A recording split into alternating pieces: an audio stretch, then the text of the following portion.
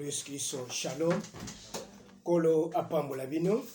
Na zopesa mbote na bandeko nyonso bazolanda biso na mokili mobimba. Bipai na bipai.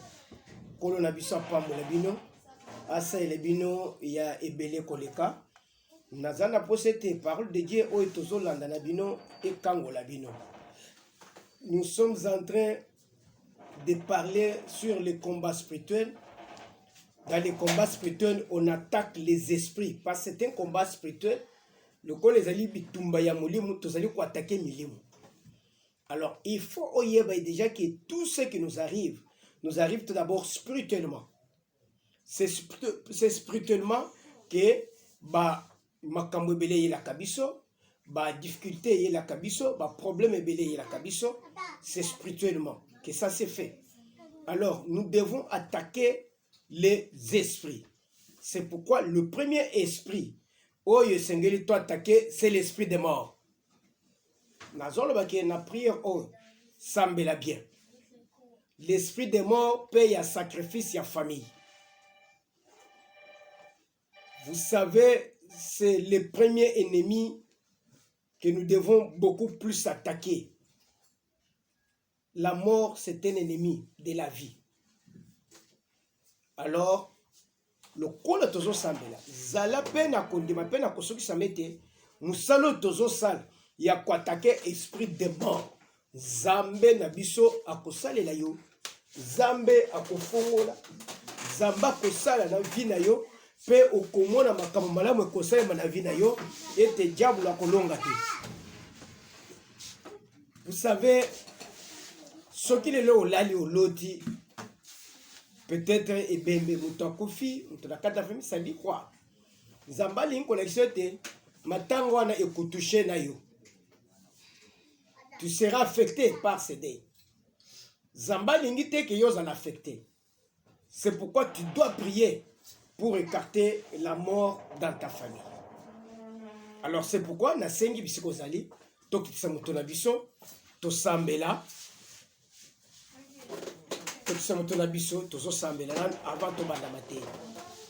Kolo Yesu to pambolio pona ngolu pe grâce oyo saile biso to pambolio pona journal lelo to sengete grâce na yo ya accompagner biso ete nyonso tozo sale pai boy ezala pona tienda komona kombo na yo. Je bénis Père très saint ces moments. Je bénis tous les enfants de Dieu. Je bénis tous ceux que nous sommes en train d'entreprendre. Que ta miséricorde nous accompagne et que ta bonté nous assiste. Pambola vie na biso, pambola bomona biso, pambola onyon se kosali me pa eboye, bande na biso pe sukisa na biso na kombo na koloskiso. Amen. Tozo pambola bande na biso bazo ta na biso déjà en direct. Mona ser mimi Zambe a pambola yo bisiko zali. Loboko na Zambe ezala pe likolo na yo bisiko zali. Que notre Dieu vous bénisse et vous assiste. Tozo tanga parole de Dieu. Parole de Dieu, tozo tanga na 1 Samuel chapitre 28 à partir du premier verset. Mto yazui ako tangela biso. 1 Samuel 28 à partir du premier verset, nous lisons au nom de Jésus. Amen. En ces temps-là, na tango wana, les Philistins rassemblèrent leurs troupes et formèrent une armée. 1 Samuel 28, verset 7. Verset 7, nous lisons. Et Saoul dit à ses serviteurs, Pe Saoul a yebisi na bato na ye, cherchez-moi une femme qui évoque les morts. bolukela ngai mwasi moko oyo abengaka bato bakufa. C'est-à-dire abengaka bawe. Pour dire quoi? Une femme qui appelle les esprits des gens qui sont morts. Vous comprenez? Et j'irai la consulter. Zelena nuna yibiso papa. Muto yazo kendo kotala kotala mwasi po mwasi abengela ye esprit ya muto akufa wana, un roi. Quelqu'un qui a été oint par Dieu, établi par Dieu. Mais il est arrivé qu'à un certain moment, Abandi Koluka, ba consultation na bato bakufa. Alors pour dire quoi? Les locaux koloba. Nazamu sei na Nzambe. Muto simba ngai te. Nga nazali mwana Nzambe te. Okoza na mwana Nzambe, soit musai na Nzambe ya temps. Il y a intervalle moko boy. Après intervalle Nzamba sa rejeté yo. Lokola Nzamba rejeté yo, obligé biso to linga yo te. Papa Christian. Nzamba sa boaki yo ne nous oblige pas à t'aimer. Hein?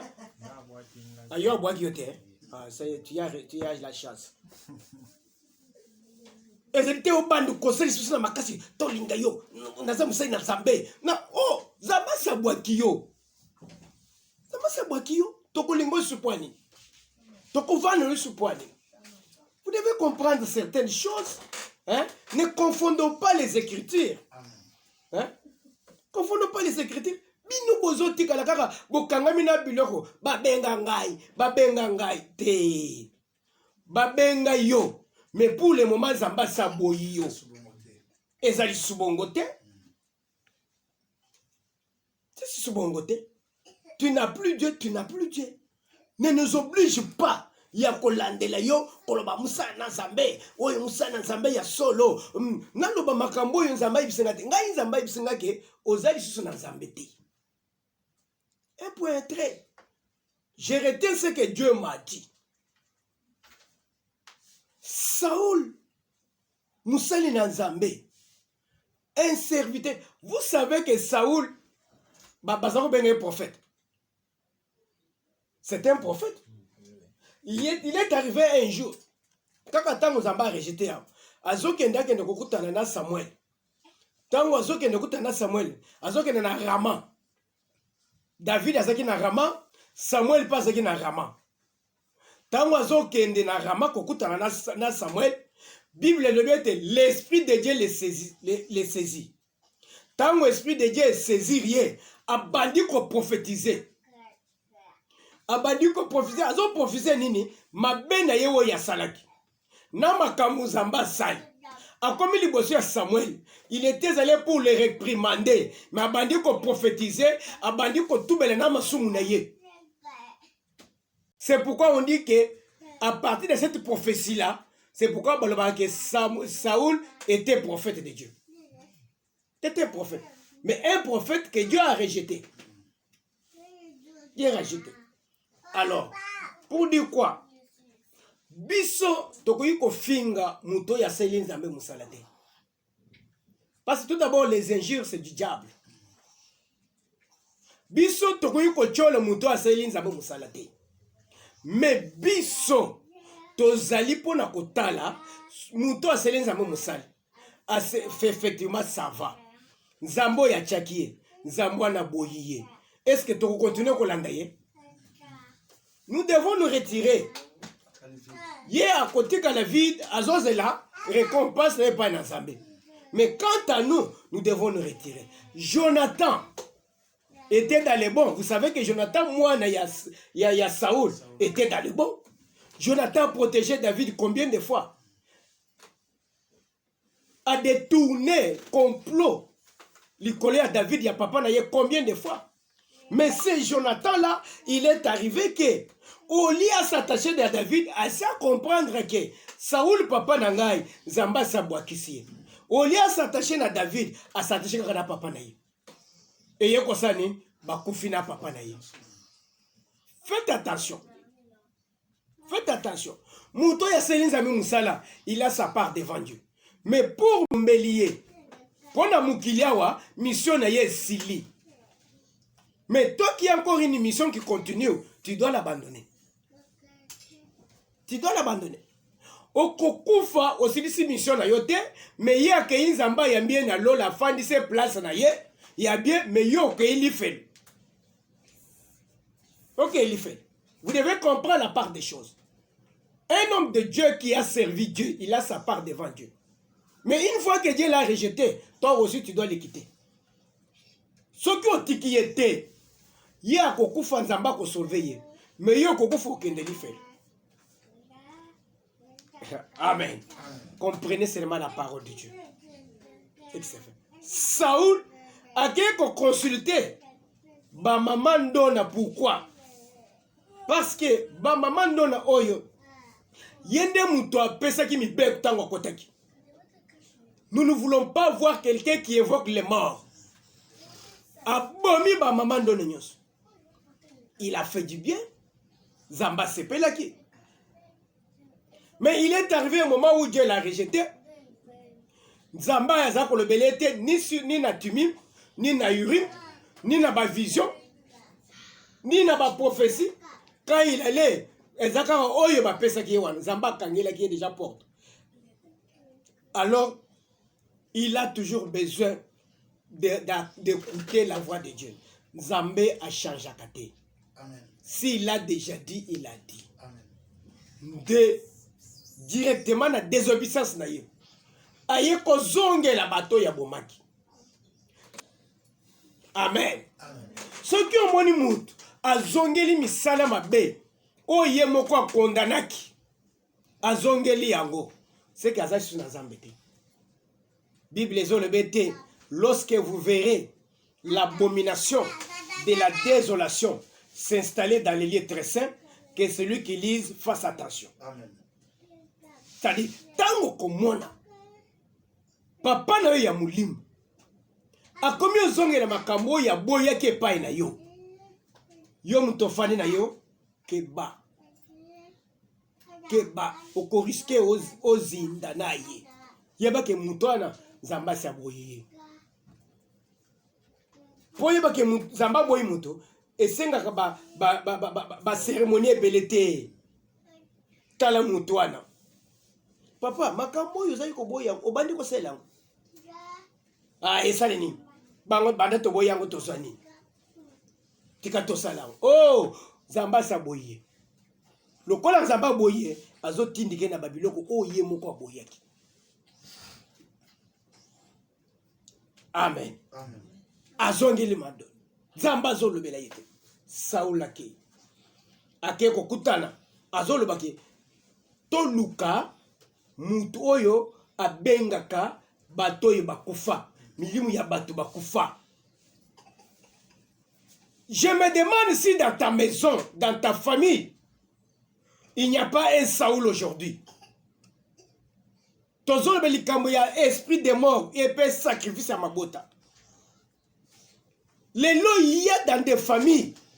Bato bazan esprit à Saoul. Bazo kende kotel mise bato bawe. Ba esprit à bato bakufa. Pona koya ko récupérer bato ya bomoi. Na famille les lois bato bazo kufa. Ozola lozolo te bandoto ya bato bakufa. Ozo bandoto ya bibembe.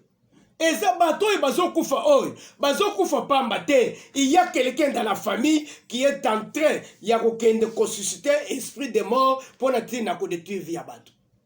Bakosa yote. Na famille bato bakufa pamba te. Oh, c'est Dieu qui a donné un zambende azul. Lukuta. Lukuta. Famille ni ezalaka. À chaque époque, à chaque année, na même période, il faut que muto akufa. Il faut mukolo moko akufa. Ceux qui mukolo akufite, ba na ta 3 4 bazo kufa na kata famille. Bozo kenda kanga matanga, ona kenda kolala matanga ndeko ngamo. Oh nazongi na kenda kolala boy. Ozo discernete. Yo msana okenda kolala, mukolo moko mukolo mususu bakolala pe ya yo. Oyo Bible ezo le bete. Ezaka na esengo kokende na ndako ya matanga ke kokende na ndako ya fête. Pourquoi? Parce que na ndako ya matanga nde mutu azwaka conscience ya kolobete lelo ndeko ya lali na se akofia. Soki ngai pe na se repentir te lobi na kokufa pe lokola ye na kokende wapi. Mais conscience pour se ya koleke ah lelo ya na ngai akufa. Tozali na mois de juin. Bongo na 2021. Et quoi ça la peut tourner en gaïté? Tu vois la conscience. Il faut oluka oyeba ke liwa ya na kufi e wuti wat. Pe pona nini bato bazokufa successivement na kati ya famille. Après chaque 3 ans, pour Bobo Sanaboye Bakate. Après chaque 3 ans dans la famille, il faut qu'il y ait mort. Moutakouf. 3 ans, Moutakouf. 3 ans. Boko vande bosubo négligent. Bozo tambola. Et le kumoko ezate. Bon, mon une année, problème te. 2 ans, problème te. Bobo Sani. 3e année, kakebet. Pa, mokolo moko alali lase. Bokeye kolela. Oh, liwa ya batu nyonso. Ya batu nyonso te. Liwa eza yanga ite. David a levé, je ne mourrai point. Je vivrai et je raconterai les œuvres de l'Éternel. Est-ce que liwa eza ya David? Ce que c'est qu'il y a David, pourquoi aboye kokufa? David n'a kufa te. On a kufa te. Alors, je voudrais dans un moment où aux conscience de quoi il peut susciter l'esprit de mort. Donc, il papa tanga. Ses serviteurs lui dirent, bah, ça il n'a pas ici. voici à Endor, il y a une femme qui évoque les morts. Talete na Endor, ezana mwasi moko oyo abele laka batu bakufa. Alors Saül se déguisa et prit d'autres vêtements. Saül alati bilamba mususu. Et il partit avec 2 hommes. Akei na batumi balewana. Ils arrivèrent de nuit chez la femme. Akei na butu, akei butu ti et pas ya mwasi bandeko. Liwo ye tele makana famille na bino. Et yaka na moite. C'est quelque chose qui est préparé la nuit. Ce comme les lobato bazo tamboul na moye basala kisina bakofi. Parce que vous m'avez déjà la boutou. C'est moi la boutou. Au moins, nous tous à la commission Zambé, na yon Zambé, la commission, pote ou la musingaï, ou pessinga peu na bon. Ok. Mais est-ce qu'il m'a planifié qu'il y a boutou contre eux? Parce que c'est que le diable avait arrêté et qu'on qui s'amité. Bakay boutou. Bazok na haine d'or. Fandaki abatamaki. Batamaki. C'est comme aujourd'hui, il y a des gens dans ta famille, bakendaka cimetière boutou nyonso. Bakendaka cimetière boutou nyonso. Consulter milimu mabe ya batu bakufa, ezongi se bango na kati ya famille pour la bandeko. Je me souviens dans une famille. Maman moko akufa. Mais ayez conscience que tant maman wana kufa, qu'est-ce qui se passe? Bana ya maman nyonso wana.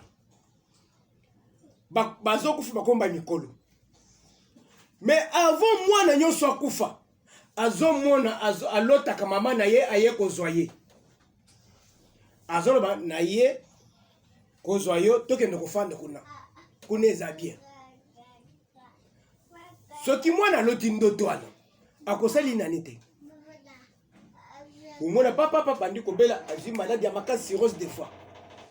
Ah balandeli moya ko soigner zate mwana akufi. Akufeli bana 4. Mi balé batekali oyebiye. Papa Vasco oyebiye. Tozali ko sele musala na magasin kuna na plateau. Oyebiye. Batikala tous 2. Il y a mon bail là, il y a moi. Ban nyos. Avant, même ceux qui a belé. Oh, il y a ceux qui ont na ye, il y a mon bail. Asa ko travailler dans la régie des oies. To fane na quatre église. Les jours il fallait akufa. Il me vimbi. To sambe. Nous avons prophétisé, c'était le pasteur François.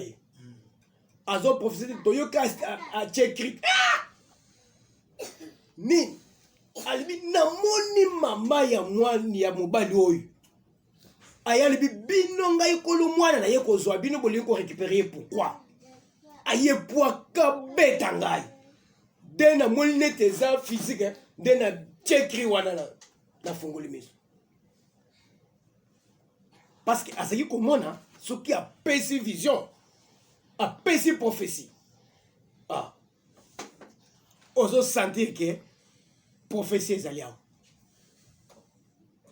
Ah, c'est déjà trop tard.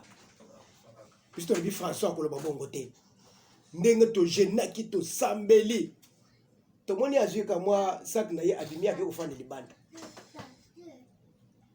Après prière, tout le monde, tout vandi mouke, le monsieur commence à s'agiter. Pa. Tout le bénin, on a moni tant ensemble, on a moni maman yé ko zwangai. Tete, to kene l'hôpital, so ka ko felia, ba kanga biso. Na taya mo butu wana. Rigeza kia kusaka te. To be mie, to komine na maman yé mo akati. O nani, maman na yé ko zwaye. Il y a un tant que tu kalina lekene musomo bali. Wala tozana seka bwana. La même maladie est kangile kia mobali. Je crois que c'est moi qui avais prié pour lui. Ndeta on a sambelié maladie on est sili à sala na église do ya 100 chaises na groupe électrogène. Pour la une. Ah tilelo abika. Oyebi Nzambe tango abikisaka muntu abikisaka ilibela. Amen. Ezate ya maladi ya bosambe yini muntu ona biki lobi maladi ya nezongi jamais ngai na sambe la ka muntu abikaka libela. Amen. Fabika libela makamu na zenza bongo soki basambe lo maladi ezongi c'est que muntu asambe la za musana Nzambe ta za muntu akisi azo collaborer na diable pour avec diable les anines bozo yokana longola mwa ndamu comme ça amone kabiki après quelque temps ezongela yi. Un homme de Dieu, quand il prie pour quelqu'un, il doit trouver une guérison pour toujours. Et ça fait que le bandit a qu'un cochité, ce qui a beau ko sambe. Akeko azongi na mukili akeko cochité. Mais atikali na nzepa na Nzambe akochité. Mais individu wana il est low. Azana bomo. Beta bango fimbo. Ba kiti wana tikala ti lelo bazo sambela mais okoyaka atike église bisa kenda eyako yoko aka bofandili kiti na ngai bakeba na bango bafune fandi wana kozo comprendre qu'est-ce qui tuait ces gens. Il y avait un esprit oyo ezako le manakati ya cimetière ezalaki na mutu oyo azali ko travailler un esprit wana pour dire quoi mon ndengo zaboyi soki mitiki mutu sacrifier yo otikali mungu ya mutwana tango mutwana kolinga sacrifier batu mususu akokende ko susciter yo toi l'esprit des morts parce que maintenant mouwe esprit on est susu na matoite ezo yoke na ndeye oya kolobesa na ndea kosana ndea ko susciter esprit wana obandi ko ya ko récupérer batu mususu ndeo zomona na ba église oyo ba sacrifier ka batu okomona olio mundi mokoti olani ozolota bato oyo bakufuna église wana bozosolo na bango eza elembo ya kena bato oyo baza sacrifier na kati église oyo. Alors au moment des sacrifices bazokende kosusciter ba esprit wana po ba récupérer bato ya bomoi tango ozolala ozolota mutu akufa c'est un esprit de mort. Pourquoi? Parce que bato oyo bakufa bakozonge pa na bisote. Mais bisote to kokende pa na bango. Mais quand vous le olali oloti ozomona ye, il vous invite, c'est que aye ko benda ye olanda ye. Alors maintenant il faut savoir que nani akeye ko bimisa ye, nani akeye ko lamisa ye. Esprit ya mutu akufa eyaka yango moko te. Ezaka na Saoul na kati ya famille, mutu atelemisaka. S'il y a un Saoul dans votre famille, oya atelemisaka ba esprit ya bato bakufa, pona ko récupérer bato ya bomoy, mupanga na Nzambe kataye. Amen. Yango nde nazo bato zo benga esprit de mort. Il faut que esprit de mort oyo zola ndebine uzo uta wapi. Kusambela ngulungulu te, esprit de mort na tumbio, esprit de mort on kufa, ese kufa déjà. Il faut oyeba source ya liwe zolande bino. Source ya liwe zolande bande kuna yo. Oyebo makabino na kata famille. Je voudrais dire ceci, que l'esprit des morts, on peut les ressusciter pour attaquer les membres de famille. pour déstabiliser bato mususu, pour koboma bato e batikali. Aïe toke na elle d'or. Maman moko azawana abenga bato bakufa. Muto ya benga bato bakufa, c'est le cimetière. Il y a des gens aujourd'hui bakena na ba cimetière. Faites attention na bato bakena na ba cimetière. Na ba église ya bato bakena na ba cimetière. Batuana bayaka basusitaka ba esprit de mort bayaka nango. Pona ko déstabiliser batu ya bomoi. Alors, qu'est-ce qu'on dit ici? Saoul toke papa. Saoul lui dit. Saoul a lobi. Prédis-moi l'avenir en invoquant un mort et fais-moi monter celui que je te dirai. Yo, lobela ngai makambo oye kozala pona tina ngai liboso nakobenga muto esprit ya muto ya sakufa. Vous comprenez? On peut invoquer l'esprit des morts. Bah, invoquer mort wana. Bah, parce que si Saoul avait dit, bimisela ngai esprit ya kufa, pestinda ngona kati ya batu, ebomela ngai batu, balinga basala. Est-ce que tu vas comprendre? Vous allez comprendre? C'est-à-dire, batu baso qui a des objectifs différents. Il y a un objectif yake, bala muisa esprit ya muto akufa, esprit na elobele makambo oye koyela ye. Ezana batu musu bazake la muisela nga mulimu ya muto akufa, akende kobomela ngai kingani. Faites attention. Dengo zotambola boy. Tout ce qui s'est fait aujourd'hui est dans la Bible. Ndenge Saoul a kendeki. Il pouvait dire, le muselanga esprit ya muto akufa abomelanga David. Mais à quel objectif s'il avait dit, ça pouvait se faire. Mais moyen pas pour David est dit parce que David Zambasi a pakolaki. C'est pourquoi je vous dis, tout esprit de mort prématuré qui arrive, écoutez na kati ya Yesu. Ce qui écoutez na kati ya Yesu, écoutez le loco mon côté. Écoutez le mon côté. Azoloba, yebisanga makambo yezoya pour na vie na ngai, pe na kote limisela ngai mulimu ya bato bakufa. Mulimu ya bato bakufa. Et yebisanga makambo. Il peut aller susciter un esprit de mort. Ya muto ya sakufa. O ya zami telengana pona kobwaki lo na zoto. Ndeo yoka kepa na biso. O moni biloko tozo benga esprit de mort. O esprit de mort ezali kolo moto. Esprit no ezali kolo moto. Na mboka na biso babengaka babwakeli mikish. C'est-à-dire babwakeli yebisanga makambo abintu. Ozotala ngai bozo. Bilima. Babwakeli bilima. Batu bakufela kango. Omoni mutu avimbi libumu. Omoni bazokende obake kolongole bilima na zoto. Bake longole mikishi na zoto. Nde biloko zo mutu zo benga esprit de mort oy. Bandeko. Omoni église. Bosaka na prière te. Bosaka na maté tozo te yate. Musala tozo sala délivrance ça eza ya jeté. C'est un grand travail. Nous sommes en train de faire un travail. Oyo basala kana mboka bato bazo pesa bantaba. Pe mutu azosala musoka sali bien te mulimu ane balukele bomiye. Mais au nom de Jésus-Christ, nous le faisons sans offrande, sans engagement, ni quoi que ce soit. Nous mettons en déroute les diables, les mukishila, nous les mettons en déroute. Na famille na bino babwaki bino mukishila zoto. Yango nde komo boma bino de temps en temps.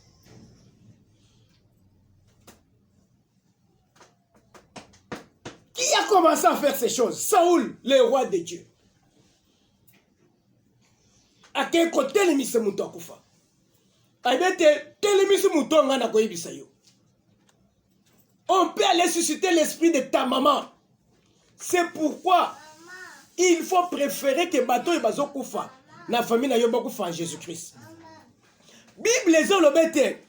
Croyez au Seigneur Jésus-Christ, tu seras sauvé toi et ta famille. Pourquoi? Ceux qui famille na yo bakufi na kati ya Christ, yo muto kotika lokoza na pasi te. Mais ceux qui bakufi na kati ya Christ te, bakobanda kotravaille na baesprit wana baye bakotisi ye baelimine yo baye bazwi esprit na ye balatisi yo na nzoto obandi kotamona esprit ya bato bakufa nde okomona ozotamona obetili bakokutana na prophète mama nazomona okuwana elongi kende basambelela yo nazomona ozotamona esprit de mort balobaka wana bandeko komona ngo eloko ya jeté c'est un esprit de quelqu'un qui est déjà mort barécupérer yango babwaki lo na nzoto. C'est ce que je te dis aujourd'hui. Esprit de mort ozotambola kati ya ndako ezoluka moto akoboma bakei kozwa esprit ya moto akufa na cimetière babwakeli yo na kati ya ndako. Mais un esprit de quelqu'un qui est déjà décédé bato basangani bakoti complot lokola akufaki na kati ya Christ te son esprit ezotelengana lokola azana na séjour de mort barécupérer esprit na ye babwaki na nzoto babwaki na ndako na yo batindeli bino esprit wana po ebanda koboma bino